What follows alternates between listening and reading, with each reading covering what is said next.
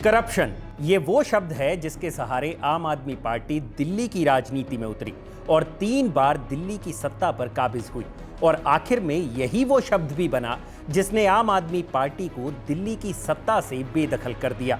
महज 1.5 दशक में अरविंद केजरीवाल की पार्टी करप्शन के मामले में जज की कुर्सी से उतरकर कटघरे में खड़ी दिखाई देने लगी।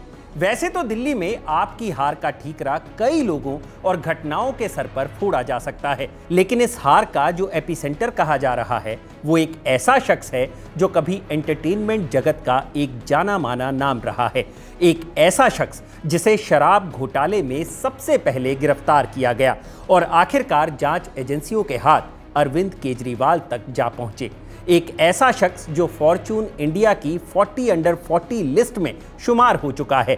दिल्ली दंगों का आरोपी ताहिर हुसैन रहा हो या फिर गुरुग्राम में हिंसा भड़काने की आरोपी निशा सिंह, जैसे ही इन पर आरोप लगे तो आम आदमी पार्टी ने इन दोनों से किनारा कर लिया।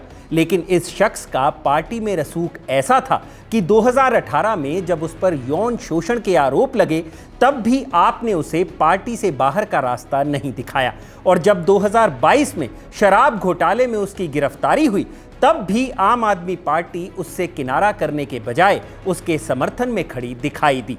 ये शख्स कोई और नहीं, ये हैं आम आदमी पार्टी के कम्युनिकेशन इंचार्ज रहे विजय नायर।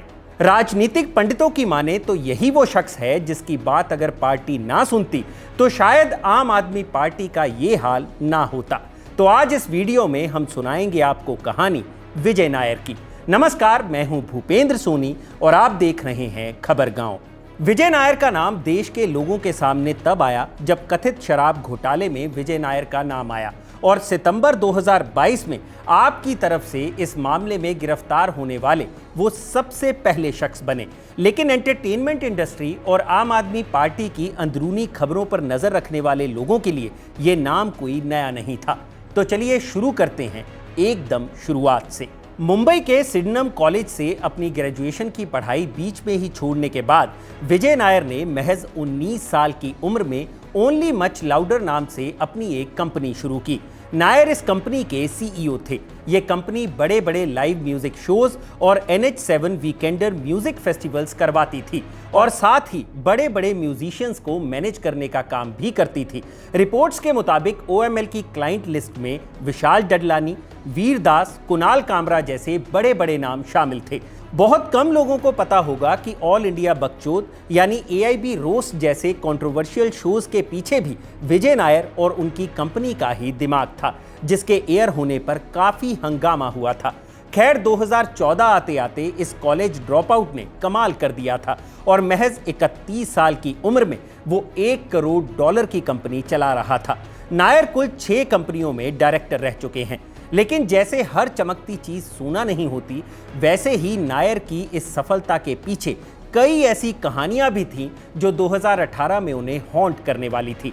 इसकी बात हम वीडियो में आगे करेंगे। खैर 2014 में जब नायर एंटरटेनमेंट इंडस्ट्री का अहम हिस्सा बन चुके थे, बस तभी वो अरविंद केजरीवाल की आम आदमी पार्टी के करीब आए तो लगे हाथ आम आदमी पार्टी में नायर की शुरुआत और उनके राइज की कहानी पर भी एक नजर मार लेते हैं। 2014 वो साल था जब नायर की मुलाकात आम आदमी पार्टी के नेताओं से हुई और इस तरह नायर पार्टी के बड़े बड़े इवेंट्स ऑर्गेनाइज करवाने में उनकी मदद करने लगे। इन इवेंट्स का मकसद होता था युवाओं को आम आदमी पार्टी की तरफ आकर्षित करना। इसके अलावा नायर पार्टी की सोशल मीडिया स्ट्रेटेजी और फंड रेजिंग में भी उसकी मदद करने लगे। उस वक्त आम आदमी पार्टी को इंडिया अगेंस्ट करप्शन की वजह से लोकप्रियता तो मिल ही रही थी, लेकिन नायर के स्टार सर्कल की वजह से भी आम आदमी पार्टी को काफी लाइमलाइट मिली। इंडियन एक्सप्रेस की एक रिपोर्ट के मुताबिक 2014 से 2018 तक पार्टी में नायर का रोल इन्हीं सब चीजों तक लिमिटेड रहा, लेकिन 2019 आते आते पार्टी की पूरी कैंपेन शुरुआत से लेकर एंड तक नायर ही संभालने लगे। मगर 2019 से पहले कुछ ऐसा हुआ जिससे नायर की पब्लिक छवि को काफी धक्का लगा। 2018 में मीटू मूवमेंट अपने चरम पर थी। बड़ी बड़ी हस्तियों पर यौन शोषण के आरोप लग रहे थे। ऐसे में नायर का नाम भी ऐसे ही आरोपों में सामने आया। उन पर OML का CEO रहते हुए कंपनी में सेक्सुअल हैरेसमेंट, सेक्सिज्म और मिसोजिनी को बढ़ावा देने के आरोप लगे। द कैरेवन में छपी रिपोर्ट में उनके साथ काम करने वाली महिलाओं ने आरोप लगाए कि नायर ने उन्हें बाथटब में साथ चलने को कहा। दूसरी महिला का आरोप था कि नायर ने उन्हें रात के 2 बजे कहा कि उन्हें मसाज चाहिए। नायर ने महिला को बिना उसके कंसेंट के आपत्तिजनक फोटोज भी भेजी थी।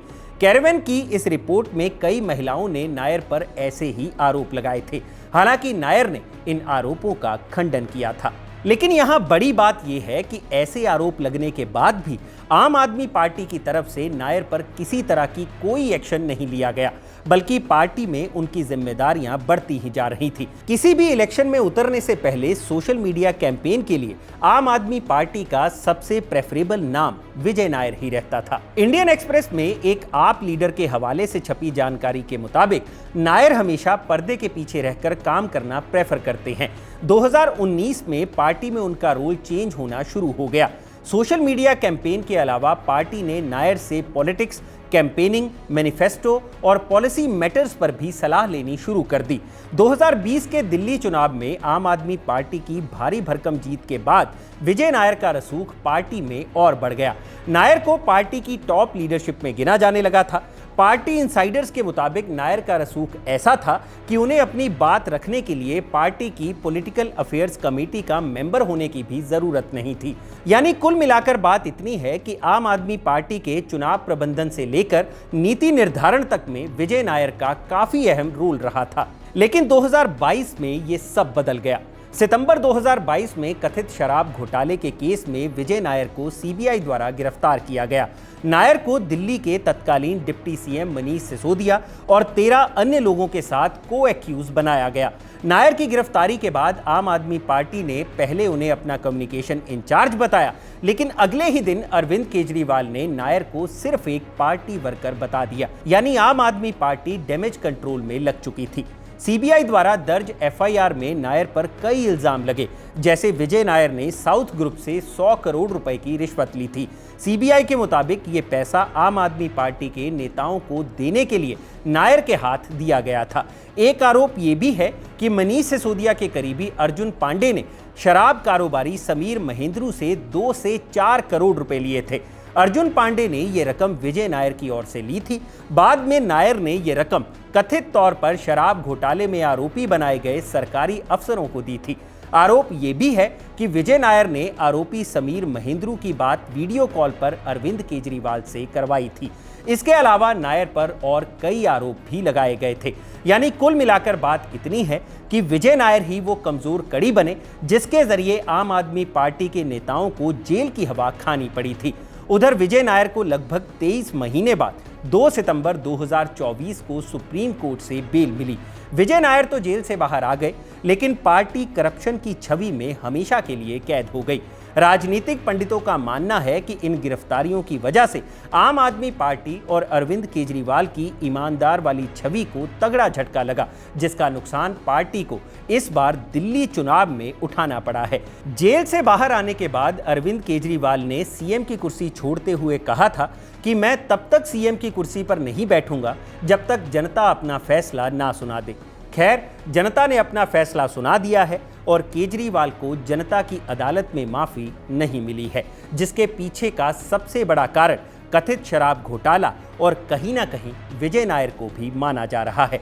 तो ये थी विजय नायर की पूरी कहानी। अगर आपको ये वीडियो पसंद आया हो तो इसे लाइक और शेयर जरूर करें और जानकारी से भरे ऐसे ही और वीडियोस देखने के लिए सब्सक्राइब करें हमारा चैनल खबरगांव। शुक्रिया।